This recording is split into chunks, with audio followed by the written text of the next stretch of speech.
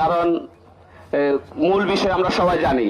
তবে সবচেয়ে বড় কথা হলো আমাদেরকে যে হামলা করা হয়েছে, আমি জানতে পারলাম যে মামলাও হয়েছে, কিন্তু মামলা হওয়ার পরে গত দীর্ঘদিন হলো হামলা হলো, এখন পর্যন্ত কোনো আসামি গ্রেপ্তার হয়নি। এটা হলো আমার সবচেয়ে বড় একটা দুঃখজনক ঘটনা, যে একটা গ্রাম আরেকটা গ্রামে এসে একটা নদী পার হয়ে ওই পারে এসে হামলা করলো। আমরা আজকে দানাপাটলি ইউনিয়নবাসী কিন্তু ঐক্যবদ্ধ।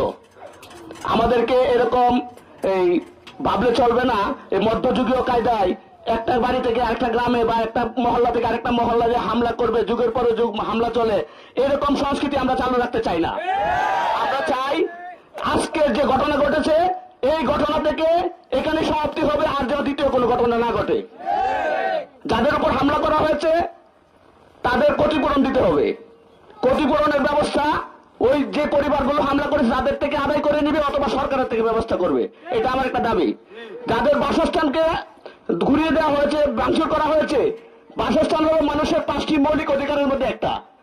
কিভাবে পারে একটা মানুষের বাসস্থান ভেঙে দিতে? একটা পাখিও তো পাখির বাসা ভাঙে না, কতটুকু অমানবিক হলে পরে একটা বাসস্থান ভেঙে দিতে পারে। অতএব তারা যে দৃষ্টতা দেখিয়েছে, এই সন্ত্রাসীদেরকে অতি দ্রুত গ্রেপ্তার করে স্বরাষ্ট্রমন্ত্রীর কাছে আমার আবেদন, তাদেরকে আইনের আওতায় নিয়ে আসবেন। এবং প্রধানমন্ত্রীর হস্তক্ষেপ কামনা করছে। এখানে প্রধানমন্ত্রী যেন এই বিষয়টাকে নজরে নিয়ে 2টি আসন এখানে রয়েছে, কটিয়াদি এবং কিশোরগঞ্জ, 2 আসনের এমপি যারা রয়েছে তারা এটা সমন্বয় করে অতি দ্রুত যেন এমপি মহোদয়রা এই বিচারটা নিশ্চিত করে, এবং যারা ক্ষতিগ্রস্ত রয়েছে ক্ষতিগ্রস্ত পরিবারকে আর্থিক সাহায্য দিয়ে তাদের পুনর্বাসনের ব্যবস্থা করে। এই আশাবাদ রেখে আমরা প্রতিবেশীদের সাথে মিলেমিশে থাকতে চাই।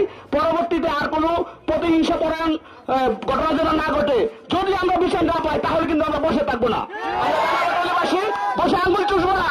এর প্রতিবাদে আমরা যখন কোনো বড় ধরনের ঘটনা ঘটাই দেবো, তখন কিন্তু প্রশাসন এসে বলতে পারবে না কেন আপনারা আবার একটা ঘটনা ঘটাইলেন। অতএব আর কোনো ঘটনার পুনরাবৃত্তি আমরা চাই না। আমরা চাই এখানে সমাপ্তি। আমরা চাই এখানে সুষ্ঠু বিচার।